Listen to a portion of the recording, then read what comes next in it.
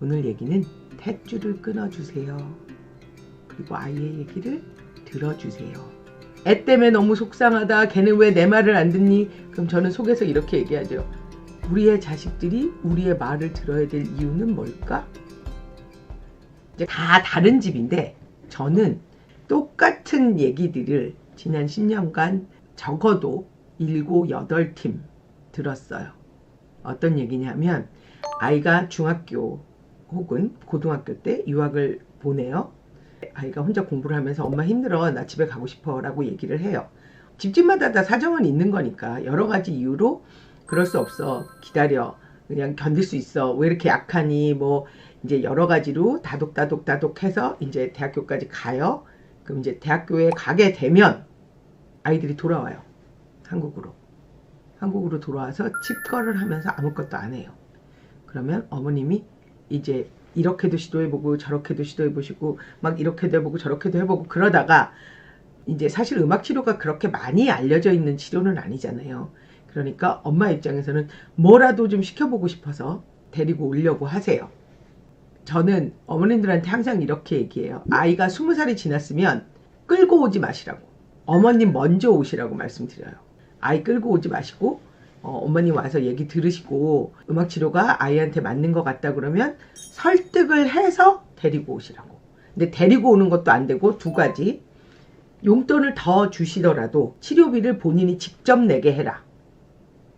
용돈을 더 주셔라서라도 만약에 원래 용돈을 20만 원을 주고 계셨으면 우리 치료비가 1시간에 8만 원씩 48에 32, 32만 원이 나오면 32만 원을 얘한테 줘라. 그거 하나. 두 번째는 데려다 주시 마세요. 본인이 대중교통을 타던 걸어오던 뭘 자전거를 타고 오던 본인 발로 와야 된다. 왜 이 두 가지 조건을 거냐하면요. 엄마가 차에 태워서 끌고 와서 여기 앉혀놓으면 이거예요. 이것만 하고 있어요. 네가 나를 설득해서 말을 시킬 수 있으면 시켜봐라를 해요. 그래서 저는 이 두 가지 조건이 아니라면 상담을 받아주지 않는데 딸이든 아들이든 그 팀의 끝은 자식이 엄마에게 엄마는 나를 버렸다라고 표현을 해요. 아이는 구조 신호를 계속 보냈어요. 엄마 살려주세요. 나 여기서 못 있겠어요. 감당이 안 돼요. 그런데 엄마는 여러 가지 이유로 여러 가지 사정으로 엄마는 데리고 오지 못했어요. 그리고 엄마는 그 시점에서 그게 아이에게 최선이라고 생각하셨어요. 그리고 그 시점에서 아이에게 아마 그게 최선이었을 거예요. 그럼에도 불구하고 아이가 감정적으로 느끼는 건 엄마가 나를 버렸다예요. 그래서 이 관계에서 회복되는 일은 쉽지 않아요. 그래서 그렇게 용돈을 더 주고 이렇게 되면 아이가 이렇게 얘기해요. 엄마, 나 차라리 그 돈이면 뭐 할래? 라고 얘기하는 게 있어요. 그게 사실은 자기가 하고 싶은 거예요. 그럼 그걸 하면 돼요. 심지어 어떤 가족에게는 제가 어머님 손을 붙들고 이렇게 얘기했어요. 어머니, 그래도 애가 죽는 것보다는 살아있는 게 낫지 않겠어요? 라고 말씀을 드렸어요. 어머님한테 이런 얘기 저런 얘기를 막 드리면 보통 어머님들이 이렇게 얘기하세요.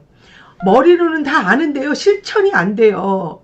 뭘 듣고 보고 책 읽고 해도 실천이 안 돼요. 그럴 때 제가 드리는 말씀이 있어요. 공식적으로 드리는 말씀. 어머님도 안 되시죠? 근데 나보다 30살 어린애, 나보다 20살 어린애 보고 어머님 똑같은 거 원하시는 거예요. 걔네들도 머리로는 알아요. 몸이 지금 안 따라오는 거예요. 그렇게 설명을 드리는데 사실 아주 똑같은 얘기를 계속 들어요. 애 때문에 너무 속상하다. 걔는 왜 내 말을 안 듣니? 그럼 저는 속에서 이렇게 얘기하죠. 우리의 자식들이 우리의 말을 들어야 될 이유는 뭘까? 이제 같은 얘기를 저는 치료사한테도 해요. 제가 우리 말을 들어줘야 될 이유가 뭐가 있지? 제가 내 앞에 앉아있다고 해서 내 말을 들어줘야 하나? 어리면 어릴수록, 인지가 낮으면 낮을수록 쟤는 최소한 재미라도 있어야 되지 않을까? 좀 나이가 있고 인지가 있으면 목표를 잡아주고 여기에 가는 거를 우리가 도와줄 수 있어요. 그런데 나이가 어리고 인지가 낮으면 낮을수록 아이는 뭔가 나랑 하고 싶은 건 재미가 있기 때문이지 내 말을 잘 듣고 싶어서 하는 건 아니거든요. 저는 크리스찬이지만 법률 스님 그 설법을 되게 많이 듣는데 설법을 듣고 있으면 20살이 넘으면 탯줄을 끊어라라고 표현을 하세요. 왜 그거를 나랑 동일시해서 제가 하는 행동을 왜 내가 가르쳐야 된다고 생각하느냐. 탯줄을 끊어라라고 얘기를 하시거든요. 그런 얘기도 옛날에 들었었어요. 고3짜리 아들이 어느 날 학교를 갔다 오더니 가방을 내려놓으면서 이제 저는 학교 안 간다 그러는 거예요. 그래서 이제 엄마는 이렇게도 해보고 저렇게도 해보고 뭐 시도도 해보고 학교에도 알아보고 뭐 다 알아보는데 도대체 이유를 알 수가 없는 거예요. 저는 어머님께 충분히 설명했고 어머니는 듣지 않으셨고 이렇게 얘기하면서 그래서 엄마가 너무 답답하니까 그럼 상담이라도 갈래 그랬더니 아들의 조건이 아니다 그 딸의 조건이었다. 그 딸의 조건이 엄마가 상담을 받는 동안은 나도 상담 받을게 이렇게 얘기했어요. 자 그러면 어떻게 될 것 같으세요? 엄마가 상담을 10회, 20회, 30회 이렇게 받는 동안 딸도 같이 상담을 받는 그림을 생각하세요? 아니요. 엄마 2번 만에 상담 포기했어요. 그러면서 딸도 이렇게 얘기했어요. 나는 엄마한테 충분히 설명했고 엄마는 들으실 준비가 안 돼 있고 더 이상 나한테는 터치하지 마세요. 그래서 나중에 보니까 이제 혼자 검정고시 봐서 고등학교 졸업했고 혼자 대학 갔고 그때부터는 혼자 잘 살고 있어요. 저는 굉장히 현명했다라고 봐요. 엄마하고의 관계에 있어서 어린 나이였지만 엄마가 주는 프레셔와 엄마가 하는 이야기를 더 듣고 있으면 내가 나로 성장할 수 없다라는 걸 깨달았고 이것을 엄마에게 설득해 보려 했으나 엄마가 듣지 않으셨던 거죠. 제가 많이 권유하는 게 산책을 나가세요. 뭐를 사러 가는 산책, 뭐를 하러 가는 산책이 아니라 그냥 목적 없는 산책을 나가시는데 가시는 동안에 조건이 아이만 얘기할 수 있고 엄마는 얘기하지 않으시는 거예요. 그냥 엄마가 할 수 있는 말은 그랬구나. 그랬니? 요 정도?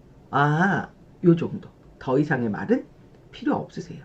그런데 우리가 자 엄마랑 얘기 좀 하자 이러고 시작하면 아이는 이미 딱 닫고 들어와요. 그래서 산책이라는 단순한 약간의 방해가 되는 것과 그리고 산책을 나가서 새도 보고 뭣도 보고 이렇게 보면 같이 얘기할 거리들이 생기잖아요. 그러다가 아이가 얘기할 수도 있고 아마 아이가 가진 어려움이 깊으면 그게 한 달이 걸릴 수도 있고 2달이 걸릴 수도 있지만 아이가 산책을 나갔을 때 엄마가 나에게 잔소리하지 않는다는 게 입력이 되면 얘기할 기회가 생길 거예요. 그런데 우리는 자꾸 엄마 말을 들어야지 부모 말을 들어야지라고 표현을 하지 우리가 자녀의 말에 귀를 기울일 생각은 많이 못하죠. 그래서 오늘 얘기는 탯줄을 끊어주세요. 그리고 아이의 얘기를 들어주세요. 이렇게 얘기하고 싶어서 카메라 켰고요. 안녕히 가세요.